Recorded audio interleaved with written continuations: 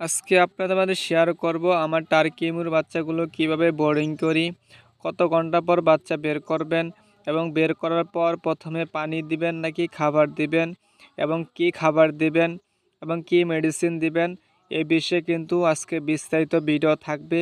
তাই অবশ্যই পুরো ভিডিও দেখতে হবে, তাহলে অনেক কিছু জানতে পারবেন, শিখতে পারবেন। তাই ভিডিওটা না টেনে সম্পূর্ণ ভিডিও দেখেন, অনেক উপকার হবে ইনশাআল্লাহ। আসসালামু আলাইকুম। আব্দুল মজিদ এগুলোর পক্ষ থেকে সবাইকে স্বাগতম। আশা করি সবাই ভালো আছেন। মার্শাল্লাহ, আমার টার্কি মুরগির বাচ্চা কিন্তু বের হয়েছে। আমি কিন্তু মুরগি দিয়ে বসিয়ে দিয়েছিলাম। মার্শাল্লাহ সুন্দর হয়ে ফুটেছে। আমি দুটা মুরগি দিয়ে বসিয়ে দিয়েছিলাম।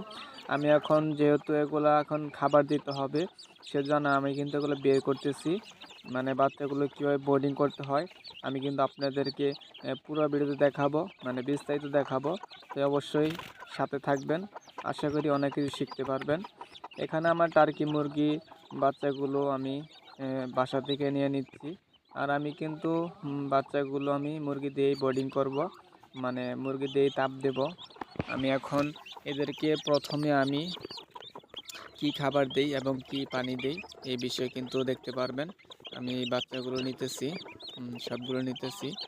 আরেকটা কথা বলে রাখি, আপনাদের বাচ্চা ফোটার পর আপনারা 12 ঘন্টা বা 24 ঘন্টা পর কিন্তু খাবার পানি দিবেন।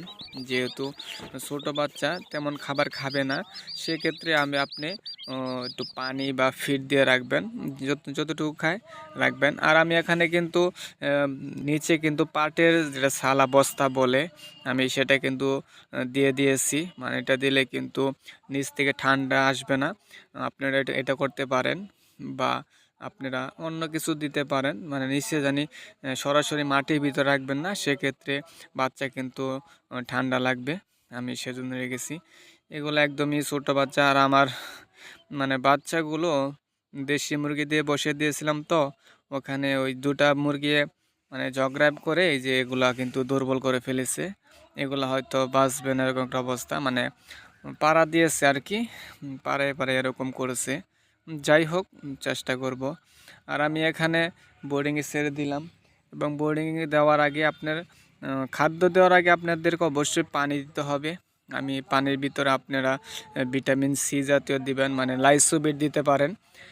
আর আপনার যদি লাইসোবিট না থাকে সেক্ষেত্রে আপনারা লেবু আর চিনি মিক্স করে দিতে পারেন, এটাও কিন্তু অনেক উপকার হয়।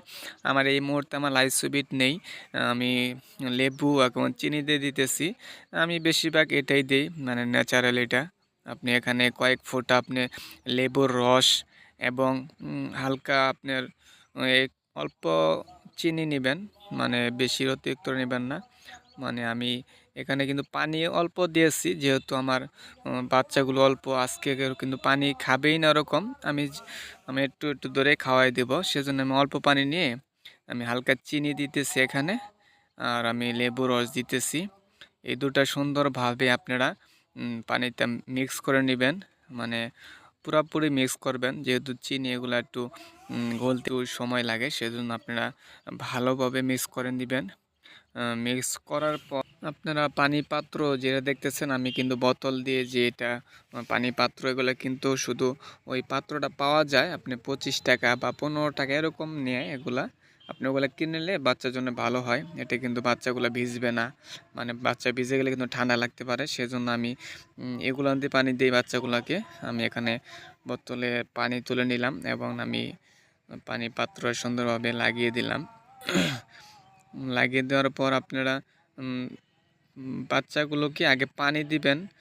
পানি দিলে পারে কিন্তু বাচ্চারা আপনার খাবার যখন খাবে তখন কিন্তু আপনার আটকিবে না গলার ভিতরে, সেজন্য আমি এগুলাকে প্রথমে আগে আমি পানি দিলাম। লাইসোবিট পানি দিবেন আপনারা, লাইসোবিট না থাকলে সেক্ষেত্রে আপনারা লেবু চিনি মিক্স করে দিতে পারেন, সেক্ষেত্রে কিন্তু অনেক উপকার হয়। যেহেতু ছোটো বাচ্চা প্রথম অবস্থায় কিন্তু ওইভাবে খাবে না, আমি একবার করে ওদেরকে সবগুলাই ধরে ধরে আমি একটা একটা করে খাওয়াই দেব, মানে তাদের এমনি গলাটা জানি ভিজে, মানে কিন্তু প্রথম অবস্থা না খেলে কিন্তু বাচ্চাগুলো অসুস্থ হয়ে যেতে পারে। সেজন্য আমি ওদেরকে শেখানোর জন্য এবং প্রথমে আমি খাওয়াই দিতেছি। আপনিও চাইলে একটা একটা ধরে খাওয়াই দিতে পারেন, সেক্ষেত্রে কিন্তু আপনাদের অনেক ভালো হবে যদি সময় পারেন, তাহলে বলতে পারেন। আর আমি বোর্ডিং মূলত হ্যাঁ মুরগি দিয়ে করব, যেহেতু আমার মুরগি আছে। মানে এগুলা দিনের বেলা মুরগি রেখে দেব, যতটুকু তাপ দরকার ওখানেই নিবে। আর রাত্রেবেলাও কিন্তু আমি মুরগি নিচে রেখে দিব। যাদের মুরগি নেই তাদের কিন্তু অবশ্যই লাল লাইট ব্যবহার করতে হবে। আপনারা 100 ওয়াট বা 60 ওয়াট একটা লাল লাইট দিয়ে নিচে রাখতে হবে বাচ্চাগুলো। সেক্ষেত্রে কিন্তু বাচ্চা যদি না রাখেন বাচ্চাগুলো তো মারা যাবে, সেজন্য অবশ্যই ছোটো বাচ্চা তাপ দিতে হবে। আর আমি এখানে কিন্তু নারিশ কোম্পানির যে স্টার্টার খাদ্য আছে আমি সেটা দিতেছি। আপনারা অবশ্যই ভালো মানের খাবার ব্যবহার করবেন, খাদ্য ব্যবহার করবেন। আমি এখানে ছিটিয়ে দিতেছি, অবশ্যই বাচ্চাগুলোকে ছিটিয়ে দিবেন, কারণ ছোটো বাচ্চা ছিটিয়ে যদি না দেন সেক্ষেত্রে কিন্তু ওরা ওইভাবে খাবে না, পাত্র ভিতর দিলে পারে। সেজন্য আমি সব জায়গায় ছিটিয়ে দিয়েছি। এখানে কিন্তু দ্রুত ওরা খাবার খাওয়া শিখে যাবে। আপনারা কয়েকদিন এভাবে দিবেন, মানে বাচ্চা জ্বর হওয়া পর্যন্ত অবশ্যই ছিটিয়ে দিবেন।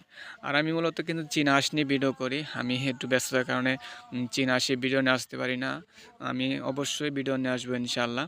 তাই আপনারা যদি হাঁস মুরগি বিষয়ে পরামর্শ ভিডিও চান অবশ্যই চ্যানেলটি সাবস্ক্রাইব করে রাখবেন। আমি কিন্তু সামনে নতুন নতুন ভিডিও নিয়ে আসি ইনশাআল্লাহ। আর আমি কীভাবে লালন পালন করি হাঁস মুরগি এ বিষয়ে কিন্তু আপনাদের মধ্যে শেয়ার করি। অবশ্যই আপনাদের একটু হলেও উপকার হবে ইনশাআল্লাহ। আর আপনারা অনেক কিছু জানতে পারবেন। তাই আপনারা ভিডিওটা ভালো লাগলে একটা লাইক কমেন্ট করবেন এবং শেয়ার করতে পারেন। আর ভালো লাগলে সাবস্ক্রাইব করতে পারেন। আর আপনাদের মাঝে যদি কোনো বিষয় জানার থাকে অবশ্যই কমেন্ট করবেন। আমি কিন্তু সবার কমেন্টে রিপ্লাই দিই ইনশাআল্লাহ। সামনে কোনো নতুন ভিডিও নিয়ে আসবো ইনশাআল্লাহ, দেখা হবে ইনশাআল্লাহ। সবাই ভালো থাকবেন, আমার জন্য দোয়া করবেন, খামারের জন্য দোয়া করবেন, সুস্থ থাকবেন। ধন্যবাদ সবাইকে।